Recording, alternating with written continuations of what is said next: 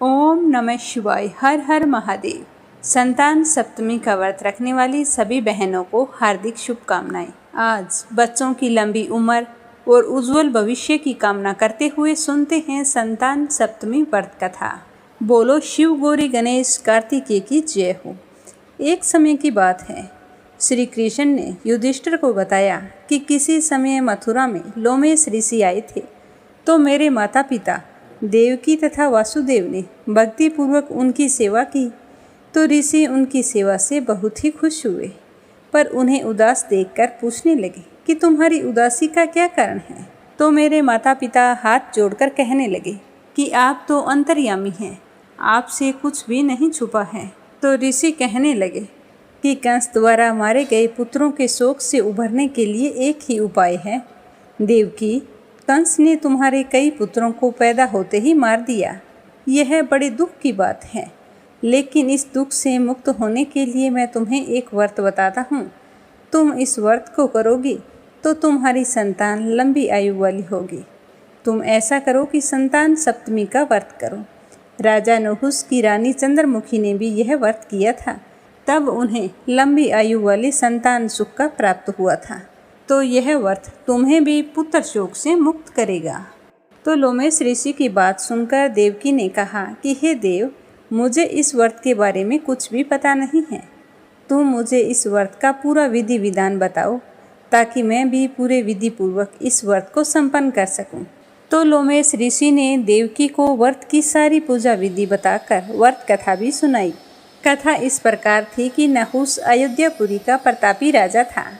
उसकी पत्नी का नाम चंद्रमुखी था। उसके राज्य में ही विष्णुदत्त नाम का एक ब्राह्मण रहता था। उसकी पत्नी का नाम रूपवती था। रानी चंद्रमुखी और रूपवती आपस में पक्की सहेलियां थीं। एक दिन वे दोनों सरयू नदी में स्नान करने के लिए गई। तो वहां जाकर देखा कि अन्य महिलाएं भी वहां पर स्नान कर रही हैं, और स्नान करने के बाद में उन महिलाओं ने वहीं पर शिव पार्वती की प्रतिमा बनाकर विधि पूर्वक उनका पूजन किया। तो रानी चंद्रमुखी और रूपवती चुपचाप उन्हें देख रही थी। पूजा समाप्त होने के बाद में उन महिलाओं से पूछा कि बहनों, आप ये क्या कर रही हैं? किस देवता की पूजा कर रही हैं और इनके करने से क्या फल प्राप्त होता है? तो वे महिलाएं कहने लगी कि यह तो संतान सप्तमी का व्रत है, इसको करने से।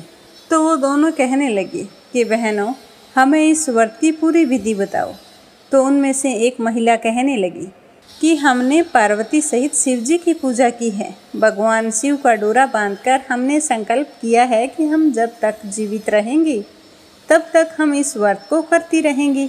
यह व्रत मुक्ताभरण व्रत सुख तथा संतान देने वाला है। तो उस व्रत के बारे में सुनकर, तो व्रत की सारी विधि जानकर उन दोनों सहेलियों ने सोचा कि क्यों ना हम भी इस व्रत को ताजीवन करें, ताकि हमें भी समस्त सुखों की प्राप्ति हो। तो उन दोनों सखियों ने वहाँ पर कथा सुनी और शिव जी के नाम का डोरा बांध लिया। लेकिन घर आते आते वो संकल्प को भूल गई कि हम कोई व्रत का संकल्प लेके आई हैं। आकर अपने अपने काम लग गई।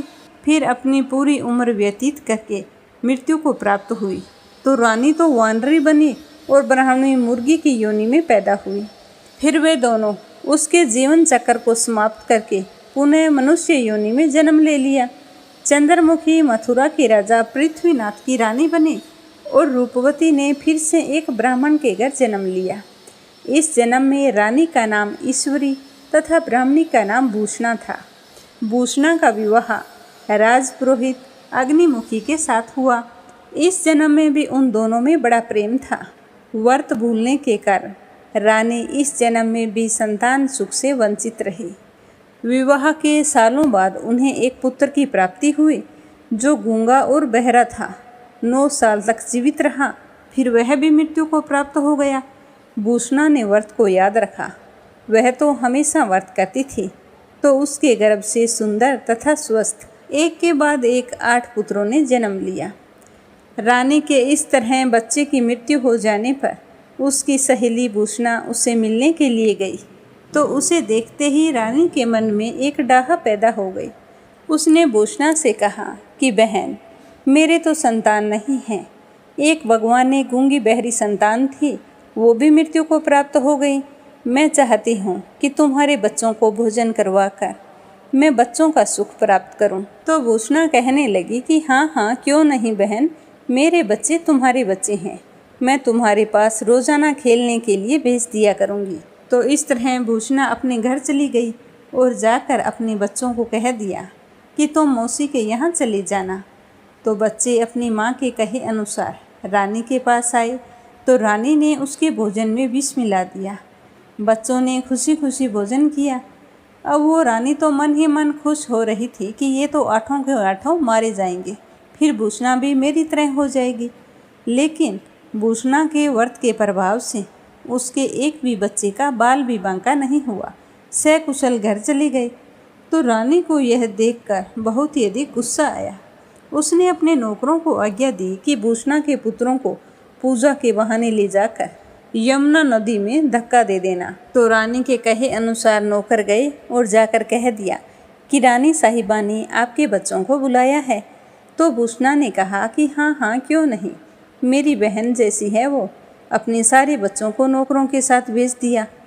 तो वे नौकर उन बच्चों को लेकर राजमहल नहीं गए, सीधे यमुना नदी के किनारे चले गए। वहाँ ले जाकर तीनों को यमुना नदी में धकेल दिया। लेकिन भगवान शिव और माता पार्वती की कृपा से इस बार भी भूषणा के बच्चों का बाल भी बांका नहीं हुआ। जब रानी को पता चला कि भूषणा के बच्चों को कुछ भी नहीं हुआ है तो उसके गुस्से का कोई भी अंत नहीं रहा। उसने जल्लादों को बुलाकर कहा कि उस ब्राह्मण के बच्चों को ले जाओ और उनका वध कर दो। तुम उनके उतने टुकड़े करना जितने कर सको, उसी से मुझे सुकून मिलेगा। तो जल्लाद रानी के कहे अनुसार उन बालकों को वध स्थल पर ले गए और मारने का प्रयास करने लगे, लेकिन बालक तो मर ही नहीं रहे थे। तो यह समाचार सुना तो रानी को फिर हैरानी हुई। तो उसने भूषणा को बुलाया और कहा कि भूषणा क्या बात है, मैं तुम्हारे बच्चों को मारने की कोशिश कर रही हूँ और उनका बाल भी बांका नहीं हो रहा। तो भूषणा कहने लगी कि बहन तुम मेरे बच्चों को क्यों मारोगी, क्यों मजाक कर रही हो। तो उसने हाथ जोड़कर भूषणा के पैर पकड़ते हुए कहा कि बहन मुझसे गलती हो गई, मेरे संतान नहीं थे तो मुझे तुमसे ईर्ष्या हो गई। मैं तुम्हारे बच्चों को सच में मारना चाहती थी। एक बार तो मैंने तुम्हारे बच्चों के भोजन में जहर मिलाया था। जब मैंने भोजन करने के लिए यहाँ बुलाया था तो मेरे मन में उन्हें मारने की थी और तुम सीधे मन की थी, तो अपने बच्चों को बिना कुछ सोचे समझे यहाँ पर भेज दिया। दूसरी बार मैंने उन्हें यमुना नदी में गिरवाया, फिर भी तेरे बच्चे सारे सकुशल लौट आए। अब मैंने जल्लादों को कहा कि वो तुम्हारे बच्चों के टुकड़े टुकड़े कर दे, फिर भी तुम्हारे बच्चों का बाल बांका नहीं हुआ। तो मैं जानना चाहती हूँ कि बहन तुम ऐसा क्या कर रही हो जिससे तुम्हें संतान का सुख मिल रहा है और मुझ अभागन को एक भी संतान प्राप्ति नहीं हुई। तो रानी की बात सुनकर भूषणा कहने लगी कि बहन क्या तुम्हें पूर्व जन्म की बात याद है। तो रानी ने आश्चर्य से कहा कि नहीं, मुझे तो कुछ भी याद नहीं है। तो भूषणा कहने लगी कि सुनो, पूर्व जन्म में तुम राजा नुहुस की रानी थी और मैं तुम्हारी सहेली थी। हम दोनों ने एक बार भगवान शिव का डोरा बांधकर व्रत करने का संकल्प लिया था कि हम जीवन भर इस व्रत को करेंगे। दुर्भाग्यवश घर आने के बाद में हम दोनों उस व्रत को करना भूल गई और व्रत की अवहेलना के कारण हमें विभिन्न योनियों में जन्म लेना पड़ा। जन्म लेते लेते अब फिर हम मनुष्य योनि को प्राप्त हुई। तो मनुष्य योनि में जन्म लेते ही मुझे पिछले जन्म की सारी बात याद आ गई, तो मैंने व्रत करने शुरू कर दिए। उसी व्रत के प्रभाव से मुझे सुंदर स्वस्थ संतान प्राप्त हुई और शिव गौरी का आशीर्वाद मेरे बच्चों पर हमेशा बना रहता है। उसी के प्रभाव से आप मेरे पुत्रों को चाहकर भी नहीं मरवा सकी। तो रानी यह सुनकर हाथ जोड़कर जोर जोर से रोने लगी और कहने लगी कि बहन मैं क्या करूं, मैं प्रायश्चित करना चाहती हूं। तो यह सुनकर भूषणा ने कहा कि बहन तुम संतान सप्तमी के व्रत शुरू कर दो, इससे तुम्हारा प्रायश्चित भी हो जाएगा, तुम्हें सुंदर और निरोग संतान की प्राप्ति होगी। तो भूषणा से सुनकर रानी ईश्वरी ने विधि पूर्वक संतान सुख देने वाला यह मुक्ताभरण व्रत रखा। तब व्रत के प्रभाव से रानी पुनः गर्भवती हुई और एक अति सुंदर बालक को जन्म दिया। उसी समय से पुत्र प्राप्ति और संतान की रक्षा के लिए यह व्रत किया जाता है। कथा समाप्त होते ही अपने बच्चों की सलामती के लिए कमेंट बॉक्स में शिव गौरी गणेश का जयकारा जरूर लगाना।